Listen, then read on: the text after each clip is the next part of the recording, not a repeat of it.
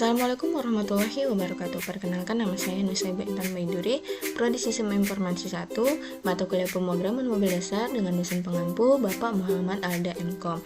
Nah, di sini saya akan mempresentasikan hasil proyek saya, yaitu membuat sebuah aplikasi stok barang yang dibuat menggunakan Kodular dan Airtable sebagai database-nya.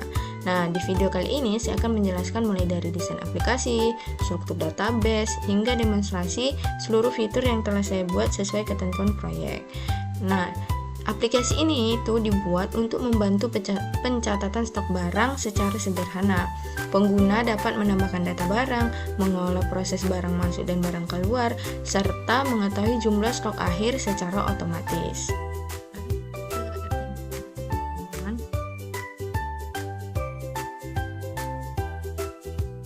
Ini ada project saya, ini nih. Nah, ini adalah database aplikasi stok barang saya. Nah, di sini ada tabel yang pertama adalah tabel barang, data barang. Nah, di sini itu tabel pertama itu tabel barang ini. Dia ini berfungsi untuk menyimpan seluruh barang masuk yang terdiri dari kode barang dan nama barang. Dia tuh menyimpan data master barang. Nah, yang kedua ini ada tabel barang masuk. Nah, di tabel barang masuk ini, nah di sini itu semua transaksi barang yang masuk itu akan disimpan pada tabel ini. Di sinilah akan tersimpannya di tabel barang masuk ini ada kode barang, nama barang, jumlah barang yang masuk, stok akhirnya, ada tanggal barang masuknya juga. Kemudian di tabel berikutnya ada barang keluar. Nah, di tabel barang keluar ini tuh semua transaksi barang keluar itu akan dicatat pada tabel ini. Nah, ada kode barangnya, nama barangnya, jumlah keluarnya berapa, stok akhirnya berapa, di tanggal berapa barang tersebut keluar. Nah, kemudian ada tabel stok akhir. Nah, tabel stok akhir ini tuh berfungsi untuk menyimpan jumlah stok terkini setiap barangnya. Jumlah stok ini akan selalu diperbarui melalui proses barang masuk tadi maupun barang keluar. Nah, di sinilah tertera berapa jumlah stok akhir kita. Selanjutnya kita buka desain yang sudah saya buat ya. Kita akan lihat tampilannya seperti apa. Nah, di sini ada project saya namanya app stokku. Nah, ini merupakan desain tampilan saya. Misalkan, nah di sini ini ada, kita buka screen-nya ya. Nah, di sini screen 1. Nah, screen 1 ini atau screen home ini dia tuh tampilan awal.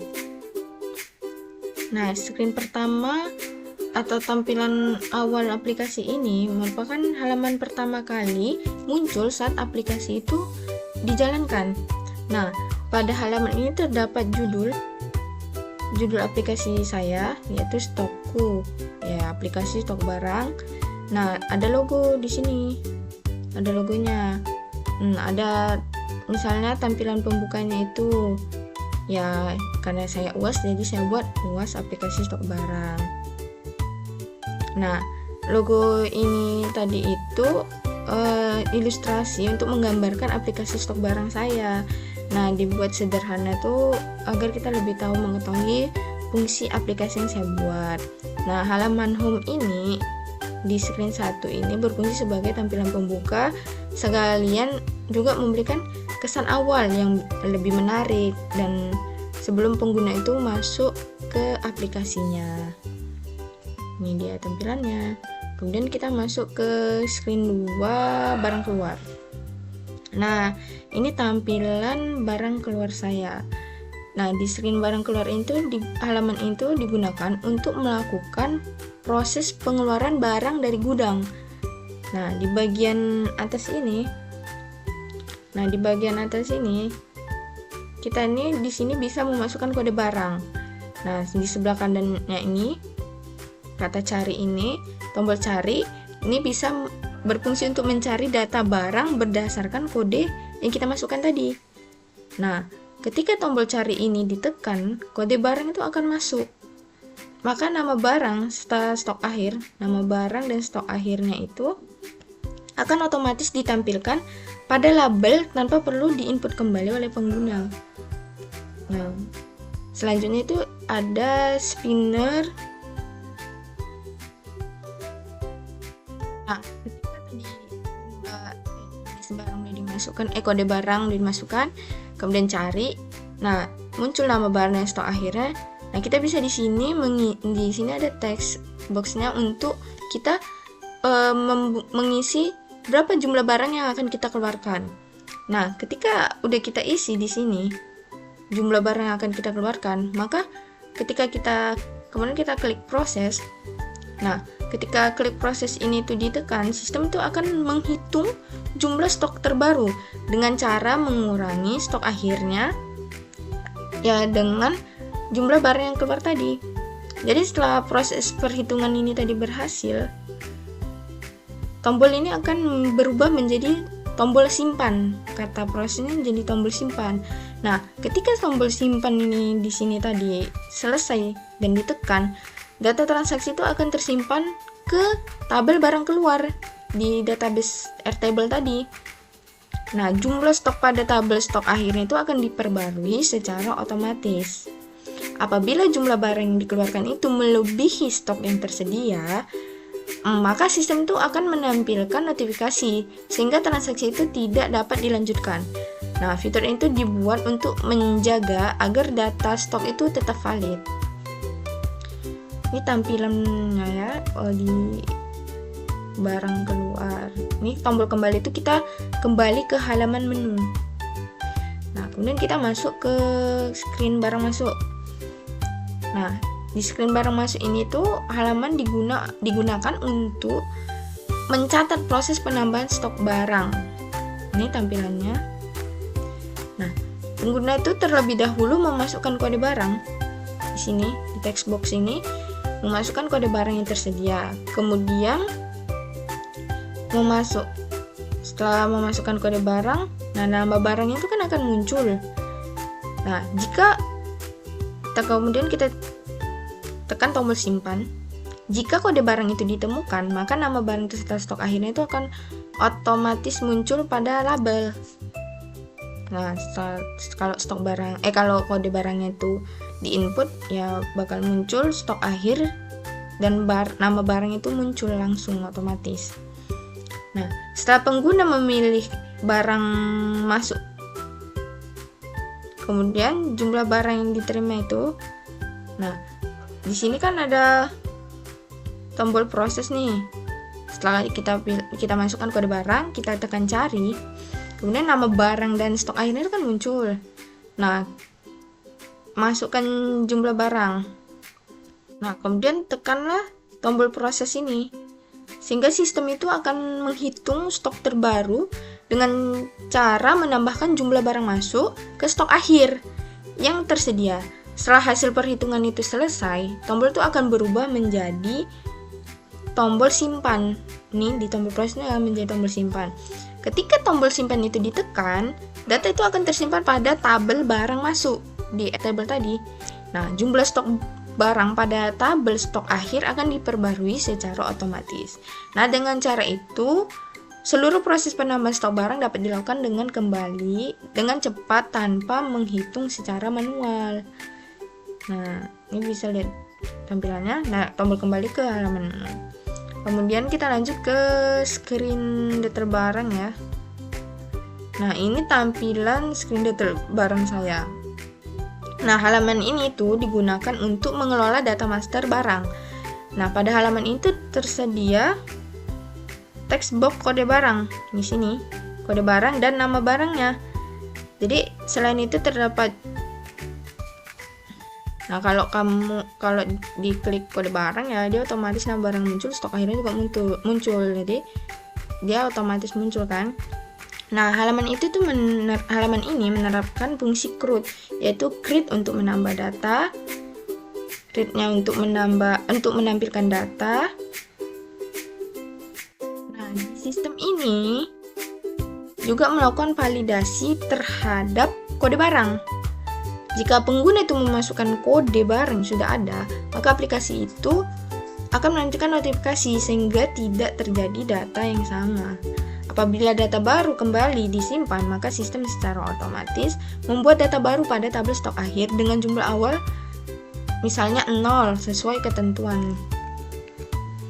Kemudian kita masuk ke screen laporan. Nah, ini tampilan screen laporan saya.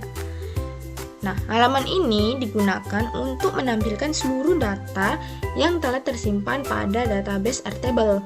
Nah, pada halaman ini pengguna itu dapat melihat data barang. Nah, di sini tuh bisa diklik, nanti kita tentukan data barang, transaksi barang masuknya berapa, transaksi barang keluarnya berapa, maupun stok akhir yang telah diperbarui itu. Kita dapat lihatnya. Nah, data ditampilkan merupakan hasil pengambilan data secara langsung dari database, sehingga informasi yang terlihat selalu sesuai dengan kondisi terbaru. Nah, halaman laporan ini itu memudahkan pengguna dalam melakukan pengecekan secara keseluruhan. Nah, transaksi tanpa harus membuka database Airtable secara langsung. Kemudian kita masuk ke screen login. Nah, di screen login ini merupakan halaman autentikasi sebelum pengguna itu dapat mengakses aplikasi. Pada halaman ini tuh terdapat text box untuk memasukkan username, password kita, kemudian ada tombol login. Ketika sudah dimasukkan username password, kita klik login. Jadi ketika tombol login ini ditekan, sistem itu akan melakukan pemeriksaan terhadap data akun. Jika username dan passwordnya itu benar, pengguna itu akan diarahkan menuju halaman utama. Sebaliknya, apabila data yang dimasukkan itu salah, maka aplikasi akan menampilkan notifikasi bahwa login gagal. Dengan adanya halaman login ini, pengguna aplikasi itu menjadi lebih aman karena hanya pengguna yang memiliki akun yang dapat mengakses seluruh fitur-fiturnya. Kemudian kita lanjut ke screen menu utama.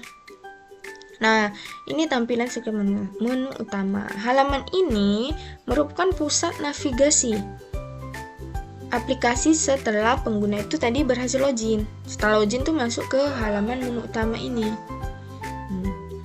Pada halaman ini tersedia beberapa tombol menu. Yang menghubungkan pengguna ke seluruh fitur aplikasi, yang itu detail barang masuk, yaitu ada barang masuk, ada barang keluar, ada stok akhir, ada laporan. Logout ini untuk keluar aplikasi. Nah, desain menu utama ini tuh dapat berpindah ke setiap halaman dengan mudah tanpa harus kembali ke halaman sebelumnya. Jadi kalau diklik ini dia masuk ke halaman selanjutnya. Nah, halaman ini menjadi pusat pengoperasian aplikasi sehingga seluruh proses dapat diakses melalui satu tampilan menu utama ini. Kemudian masuk ke screen stok akhir. Nah, ini adalah tampilan screen stok akhir saya. Halaman ini tuh digunakan untuk menampilkan jumlah stok terbaru dari setiap barang. Mau kita udah melakukan input barang masuk, barang keluar, jadi stok akhirnya itu muncul di sini. Nah, data yang ditampilkan nanti kita tunjukkan ya teman-teman ini di sini. Dia tuh ada kode barang, nama barang, jumlah stoknya berapa. Jadi jumlah stok pada halaman itu nggak dapat diinput secara manual, melainkan dia diperbarui secara otomatis berdasarkan setiap transaksi barang masuk maupun barang keluar yang dilakukan sebelumnya. Dengan demikian, informasi stok yang ditampilkan itu selalu sesuai dengan kondisi sebenarnya yang ada di database Airtable tadi. Jadi halaman ini membantu pengguna mengetahui jumlah stok yang masih tersedia tanpa harus melakukan perhitungan kembali secara manual.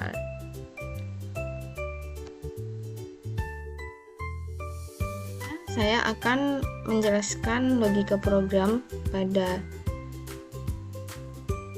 aplikasi ini. Kita buka di blognya ya. Kita masuk ke blog login dulu. Nah, di blog login ini dia ada, nah fungsi blognya ini di sini pertama ada when btn login klik. Nah, ini blok ini dijalankan ketika tombol login itu ditekan.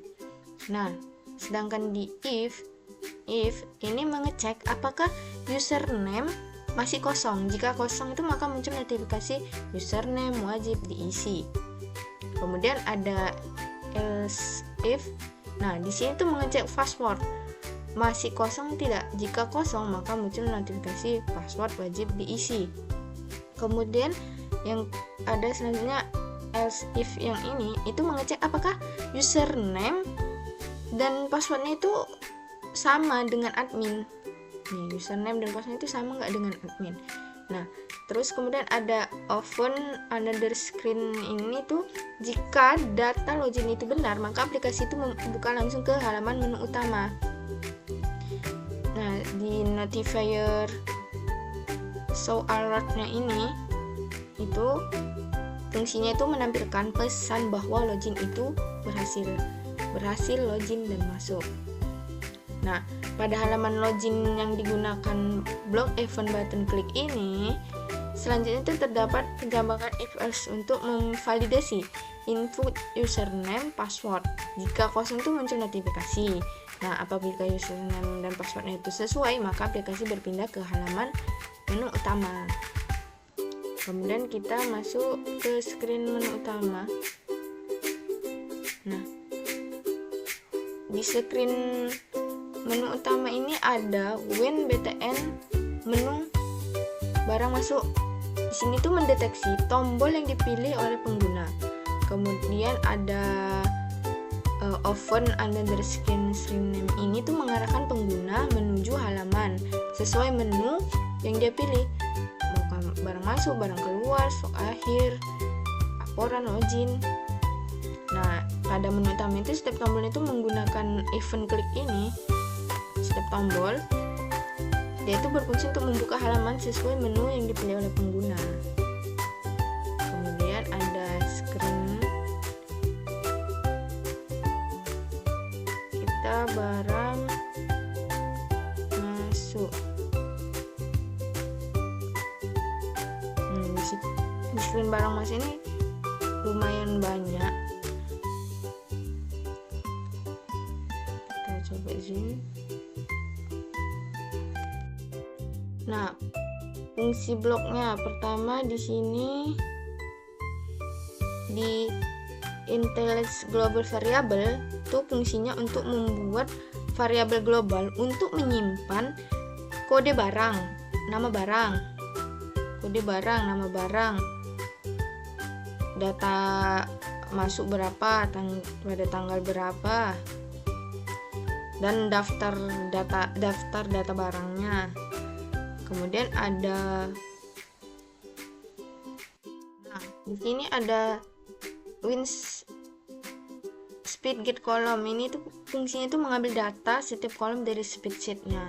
Kalau if-nya ini menentukan kolom mana yang sedang dibaca seperti kodenya, namanya, stoknya, atau tanggalnya.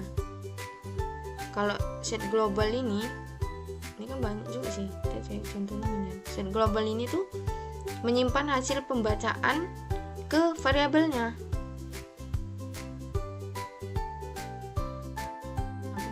Di button simpan tuh menyimpan data barang masuk ke spreadsheet-nya. Kalau misalnya sedangkan button hapus itu menghapus data inputnya. Jadi tuh singkatnya tuh di halaman barang masuk ini aplikasi itu mengambil data dari spreadsheet menggunakan blok get column tadi. Nah, selanjutnya itu data disimpan ke variabel, kemudian melalui perulangan seluruh data ditampilkan pada list view. List view-nya saat tombol simpan ditekan, nah data barang masuk itu akan dikirim ke spreadsheet-nya. Kita lanjut ke barang keluar. Nah, blok di barang keluar ini hampir sama seperti di barang masuk tadi. Perbedaannya itu hanya pada proses pencatatan barang keluar, sehingga stok nantinya itu akan berkurang. Karena itu di halaman keluar ini tuh memiliki alur yang sama dengan barang masuk tadi. Tapi perbedaannya adalah data yang disimpan merupakan transaksi barang keluar, sehingga akan mempengaruhi stok barangnya. Kemudian kita masuk ke screen stok akhir. Nah, di screen stok akhir ini ada IntelliJ Global sini membuat list kode barang, nama barang, nama stoknya, nama barangnya, stoknya berapa. Kemudian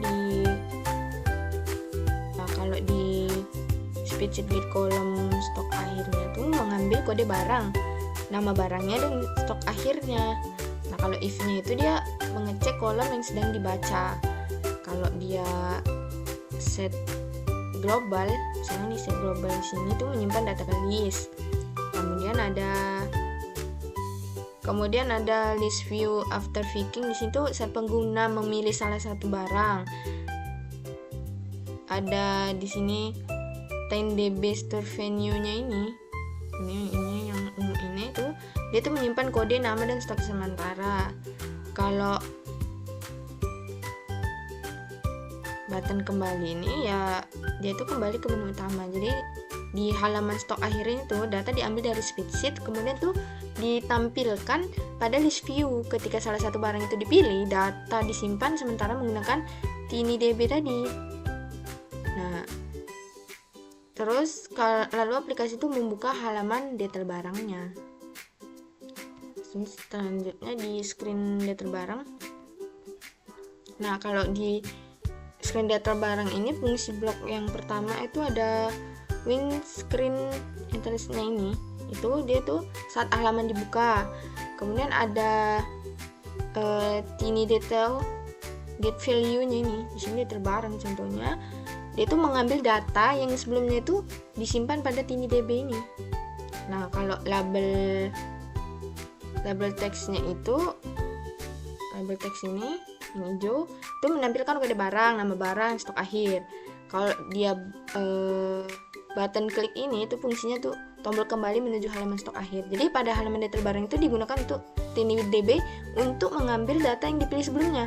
Jadi kemudian ditampilkan ke dalam tabel ke dalam label sehingga pengguna dapat melihat informasi barang itu secara lengkap. Nah, kemudian kita masuk ke screen laporan. Nah, di sini banyak juga logonya. Kalau di screen laporan ini yang pertama di IntelliJ Global itu membuat seluruh variabel list. Ini variabel-variabel yang ada bisa dilihat. Kemudian ada spreadsheet git column di sini.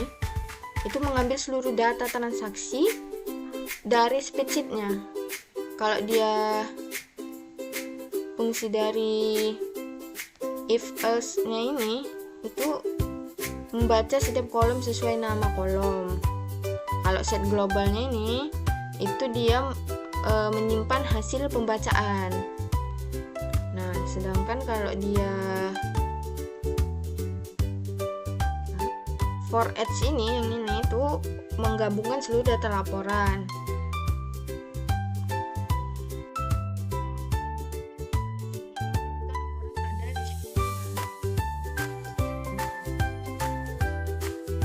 Button kembali ya pada fungsi sebelumnya juga sama, itu kembali menu utama.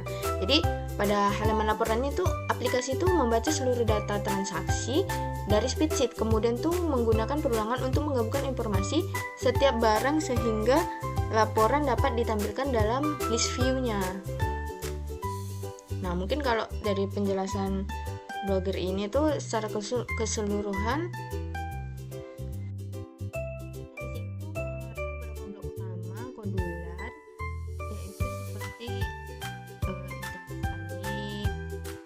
menjalankan proses ke halaman dibuka, global variable untuk menyimpan data sementara, if else itu sebagai logika percabangan, spreadsheet get column untuk mengambil data dari Google Spreadsheet, TinyDB untuk menyimpan data antar halaman, for each itu untuk melakukan perulangan data, list view itu untuk menampilkan data, serta open another screen untuk berpindah antar halaman aplikasi. Mungkin penjelasan blogger cukup, kita langsung masuk ke demo aplikasi yang sudah dibuat ya.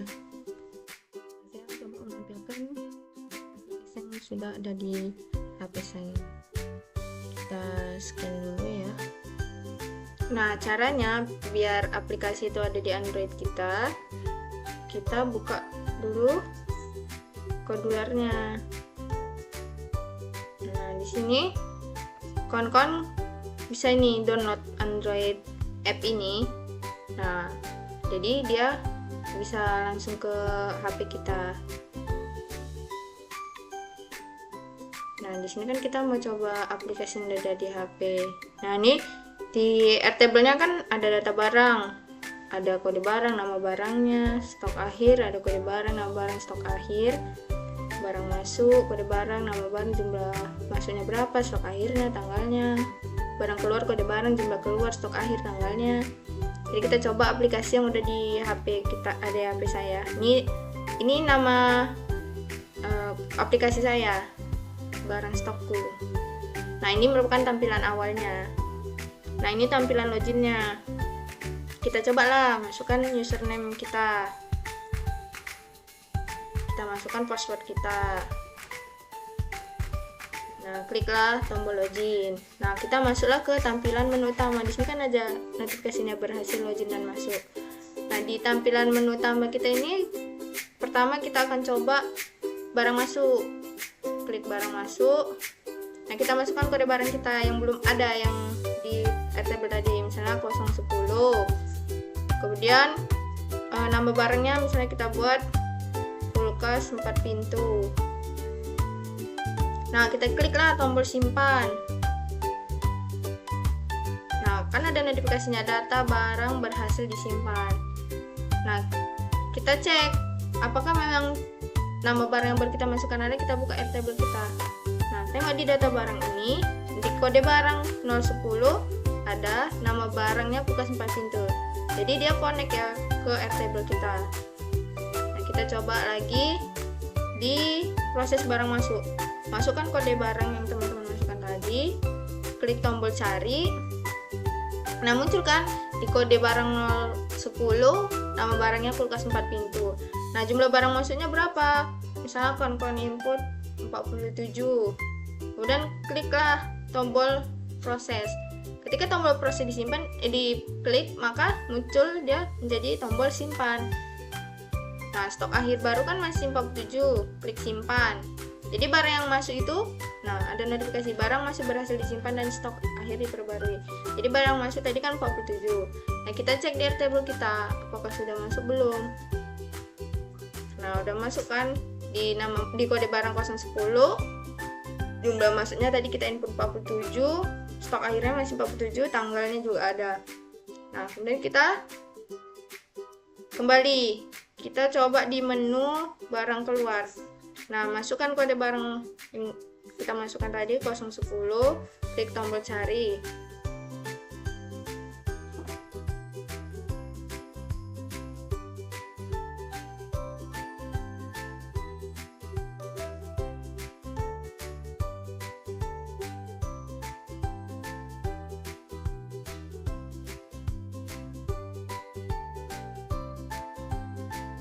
Nah, di kode barang 010, nama barang kulkas 4 pintu, stok akhir tadi kita masukkan 47 barang masuknya.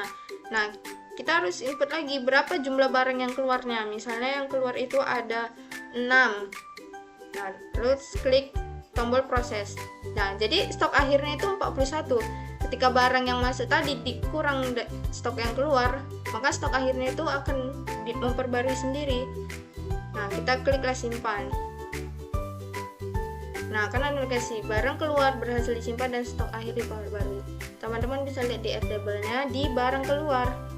Nah, masukkan di kode barang 010, jumlah keluarnya ada 6, stok akhirnya 41 di tanggal hari ini, di mana dilakukan proses barang keluar tersebut. Nah, kemudian klik kembali. Kita coba di menu stok akhir. Nah, di stok akhir ini teman-teman tuh bisa melihat berapa stok yang ada setelah barang keluar. Tadi kita coba di kode 010. Nah, di kode 010 nama barang kulkas 4 pintu, stok akhirnya 41. Tadi kan diinput 40, masuknya kan 47. Dikurang 6 jadi 41. Jadi nah, bisa dilihat di tabelnya di stok akhir. Nah, di kode 010 kulkas 4 pintu, stok akhir yang ada itu adalah 41. Nah, kita kembali lagi